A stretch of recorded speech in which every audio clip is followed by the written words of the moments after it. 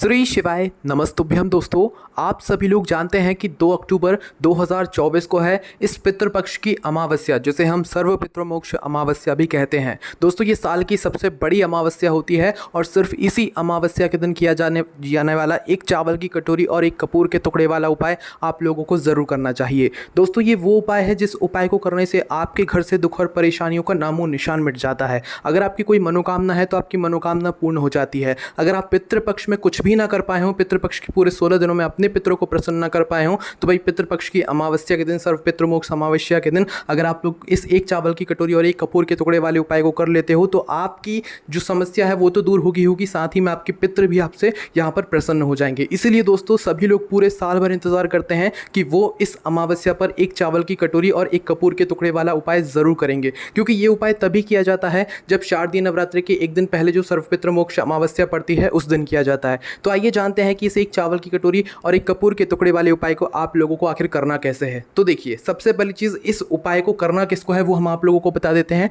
देखिए, ये वाला जो उपाय है ये घर में से सभी सदस्यों को नहीं करना है। घर की जो बड़ी माता बहन होती है, उन बड़ी माता बहन में से कोई भी एक माता बहन इस वाले उपाय को अपने पूरे घर परिवार के लिए कर सकती है और इस उपाय का फल ले सकती है। ठीक है। उसके बाद में दोस्तों, ये वाला जो उपाय है ये कहाँ पर जाकर होगा। ठीक है। तो देखो, ये वाला जो उपाय है ये हम आपको आगे बताएंगे कि कहाँ पर जाकर होगा, क्योंकि ये वाला उपाय ना तो शिव जी के मंदिर में होगा ना तो आपके घर पर होगा। ठीक है। ये बाहर जाकर ही कहीं होगा, जो कि हम आप लोगों को अभी उपाय समझाते समय बताएंगे। उसके बाद में दोस्तों, ये उपाय आपको करना किस समय है। देखो, एक चावल की कटोरी और एक कपूर के टुकड़े वाला जो उपाय है ये सर्व पितृमोक्ष अमावस्या के दिन, मतलब 2 अक्टूबर के दिन शाम के समय प्रदोष काल में आप लोगों को करना है। ठीक है। देखो, ये वाला उपाय शाम के समय से, रात्रि के समय से शुरू होगा और अगले दिन मतलब शारदीय नवरात्रि की जो एकम लगती है सुबह सुबह जाकर ये वाला उपाय जो है आपका पूरा होगा। ठीक है। पर ध्यान रखिएगा, अगर आप लोग इस दिन थोड़ा बहुत लेट भी हो जाते हैं, क्योंकि भाई ये जो सर्व पितृमोक्ष अमावस्या है ये साल में सिर्फ एक बार आती है, तो अगर कोई लोग जो है यहाँ पर उपाय को करने में शाम के समय लेट भी हो जाते हैं तो भाई उनके लिए क्या है वो भी आप लोग सुन लीजिए। देखिए, अगर आप लोग शाम के 6 बजे से लेकर 7 बजे के बीच में इस उपाय को कर लेते हैं, बहुत अच्छी बात है।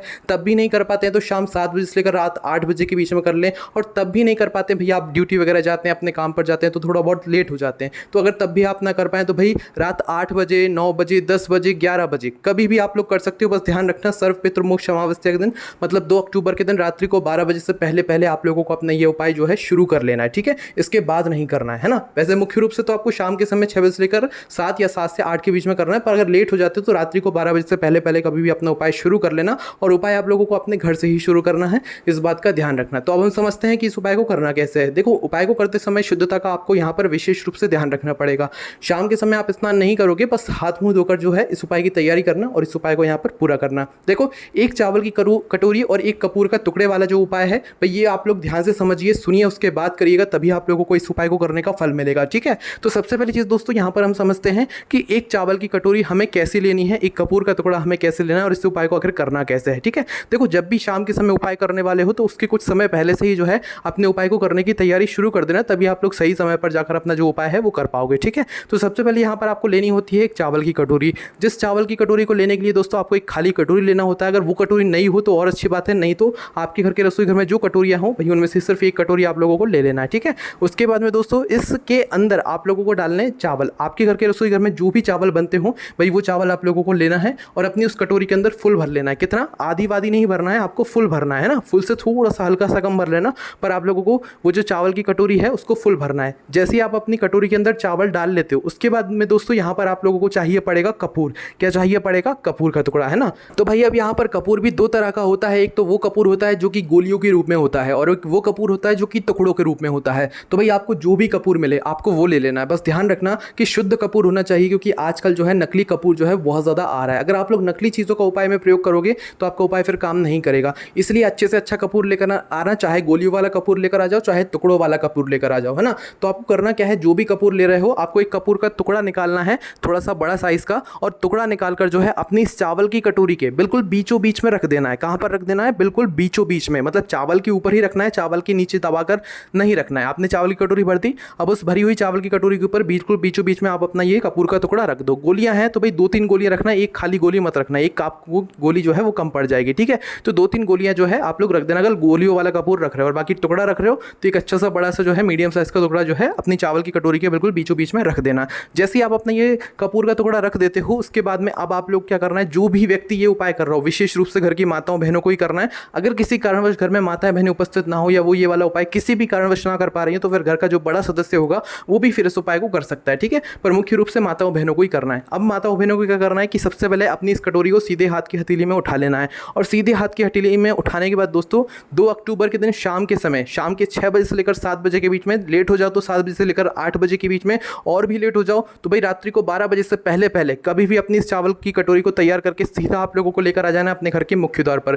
जिनका खुद का घर है उनका तो एक मेन गेट अलग होगा, बाकी जो लोग मल्टीज़ में या किराए के घर में रहते हैं उनका भी एक मेन गेट होता है जहां तक उनका किराए के घर या मल्टीज़ का घर होता है, ठीक है। तो आप लोगों को अपना वो मुख्य दरवाज़ा मान लेना है, और जिनका खुद का मुख्य गेट है, मेन गेट है, भाई वो लोग तो जानते ही हैं, है ना। तो भाई अपनी इस चावल की कटोरी को लेकर अपने मुख्य दरवाजे पर, मेन गेट पर आ जाना, ठीक है। और मेन गेट पर आने के बाद दोस्तों इस चावल की कटोरी को आप लोगों को अपने चौखट के थोड़ा सा बाहर की साइड करके रख देना। अगर आपकी दीवार वगैरह वहाँ पर बनी हुई है तो भाई आप लोग दीवार पर भी रख देना, आप लोगों को जो है कोई भी यहाँ पर दिक्कत नहीं होने वाली है, ठीक है। तो अब दोस्तों आगे जो बात आती है वो ये आती है कि हमें इस चावल की कटोरी को मतलब किस साइड रखना है, किस तरफ रखना है। तो देखो यहाँ पर हम आपको बता दें, इससे कोई फर्क नहीं पड़ता कि आप इस चावल की कटोरी को लेफ्ट हैंड साइड रख रहे हो, राइट हैंड साइड रख रहे हो, बट अंदर से देखने पर आपका जो राइट हैंड साइड पड़े भैया आप उस सीधे हाथ की जो भी चौखट है उस चौखट पर जो है अपनी इस चावल की कटोरी को रख देना। मतलब ऐसा हम नहीं कह रहे कि आपको ज़मीन पर रखना है, ज़मीन पर नहीं कह रहे हैं, आपकी चौखट पर जो भी दीवार वगैरह साइड में बनी हुई हो मुख्य द्वार पर, मेन गेट पर, आपको वहाँ पर रख देना है। क्योंकि अगर ज़मीन पर इस चावल की कटोरी को रखोगे तो कोई भी बिल्ली आकर, कोई भी गाय आकर आपकी इस चावल की कटोरी को नुकसान पहुँचा जाएगी, ठीक है।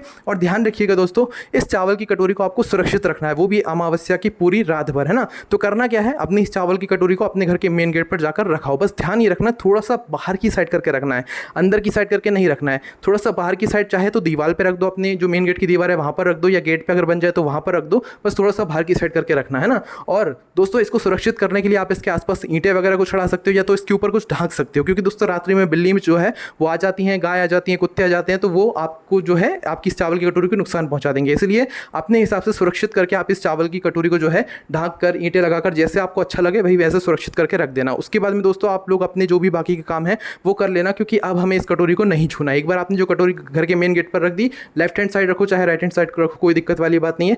जैसे ही रख दी उसके बाद में आप लोग अपने बाकी काम करो। अब इस कटोरी को आप लोगों को नहीं छूना है। अब छूना है तो सिर्फ और सिर्फ सुबह के समय छूना है। कब छूना है, अमावस्या की पूरी रात बीत जाएगी, अगले दिन शारदीय नवरात्रि शुरू हो जाएंगी, एकम लग जाएगी, और एकम शुरू होने के सुबह सुबह ही आप लोगों को अपने ये वाला जो उपाय है ये पूरा करना है। तो अगले दिन मतलब कि शारदीय नवरात्रि के पहले दिन एकम को सुबह सुबह जल्दी उठना है, स्नान करके अपने सभी कामों से निवृत्त हो जाना है, और सारे कामों से निवृत्त होकर क्या करना है आप लोगों को, अपने घर से एक माचिस उठाना है, और माचिस उठाकर सीधा अपने इस कटोरी के पास में आ जाना है मेन गेट पर, ठीक है, जहां पर आपने रात्रि में इस कटोरी को रखा हुआ है ना। तो भाई जैसे ही आप लोग अपने इस घर के मेन गेट की मतलब पास में आ जाते हैं जहां पर आपने इस कटोरी को रखा हुआ है, अभी इस कटोरी को छूना नहीं है ना। देखो सुबह सुबह की अगर हम लोग बात करें कि कितने बजे तक आप लोग ये उपाय कर सकते हो, तो जितना जल्दी सुबह हो सकता है उतना जल्दी उपाय को करने की कोशिश करना। बाकी अगर 7, 8, 9, 10, 11, 12 भी बज जाते हैं ना तो भी आप लोग अपना उपाय पूरा कर लेना, पर दोपहर के जो 12 बजेंगे उससे पहले पहले आप अपना उपाय पूरा करना, इसके बाद मत करना, ठीक है। और आपकी चावल की कटोरी सुरक्षित होना चाहिए। चावल की कटोरी अगर रात में किसी ने गिरा दी, चावल नीचे गिर गया, तो फिर आपका उपाय पूरा नहीं हो पाएगा, ठीक है। इस बात का ध्यान रखना। तो करना क्या है, सबसे पहले अपने माचिस लेकर आना है, नहाकर स्नान करके शुद्ध होकर अपने सभी कामों से निवृत्त होकर जो है इस कटोरी के पास आप लोगों को आ जाना है, और कटोरी के पास आकर आपने जो भी मतलब आसपास ईंट अड़ाई होंगी या ढांकने के लिए कुछ भी रखा होगा तो उसको उठा लेना, और अपनी कटोरी को अपने सामने देखना, ठीक है। अभी कटोरी को छूना नहीं है। सबसे पहले अपनी माचिस जलाकर आपने उस कपूर के टुकड़े को जलाना है जो कि आप लोगों ने कहाँ पर डाल रखे हुए थे, चावल की कटोरी के बिल्कुल बीचों बीच में। तो भाई अपने उस कपूर के टुकड़े को मतलब जो है आप लोगों को अपनी माचिस जलाकर जो है उसी समय जला देना है, और जब तक ये कपूर का टुकड़ा जलता है आपको कहीं पर भी नहीं जाना है, वहीं पर खड़े होकर इस कपूर को जलते हुए देखना है ना। कुछ समय में आपका जो कपूर का टुकड़ा है या कपूर की गोलियां हैं वो जल जाएंगी, है ना। और कपूर जलने के बाद, कपूर का टुकड़ा जलने के बाद अब आपको क्या करना है, अपनी इस कटोरी को सीधे हाथ की हथेली में उठाना है ना।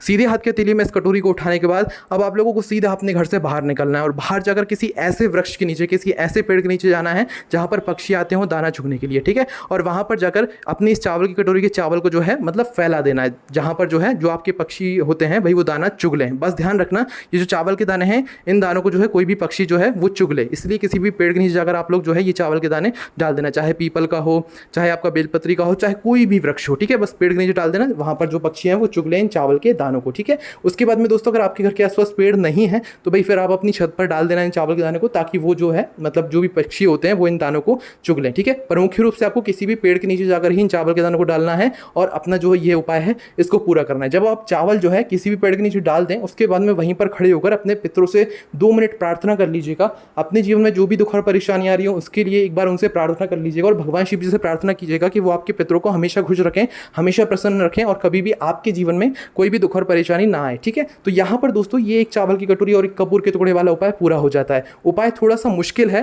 पर दोस्तों इस उपाय साल में सिर्फ एक बार होता है और इस उपाय को करने का फल दोस्तों बहुत सारे लोगों को मिल चुका है। और अगर आप लोग इस उपाय को पहले भी कर चुके हो तो भी आप लोग इस उपाय को डबल से कर सकते हो। ऐसी कोई बात नहीं है कि पहले किया है तो अब नहीं कर सकते। आपने पहले किया है चाहे कभी किया हो, पर इस बार भी आप लोग ये वाला उपाय कर सकते हो और उपाय का जो फल है वो आप लोग ले सकते हो। दोस्तों सर्वपित्र मोक्ष अमावस्या का महत्व बहुत ही ज़्यादा बड़ा होता है, इसलिए मौका मिला है तो छोड़ना मत। शारदीय नवरात्रि के पहले पड़ने वाली अमावस्या के दिन एक चावल की कटोरी और एक कपूर के टुकड़े वाले इस उपाय को करने से आपकी जीवन की सारी दुख और परेशानियां दूर हो जाएंगी, आपकी मनोकामना पूर्ण हो जाएगी, आपके पितृ भी आपसे प्रसन्न हो जाएंगे। बाकी दोस्तों इस उपाय करने में कोई भी दिक्कत समस्या परेशानी आती है तो सब हमसे कमेंट करके पूछ सकते हैं। हमारी वेबसाइट भोलेनाथभक्ति.com पर जाकर भी आप लोग ये वाला जो उपाय है इसे पढ़ सकते हैं। ओम नमः शिवाय, जय भोले बाबा, श्री शिवाय नमस्तुभ्यम।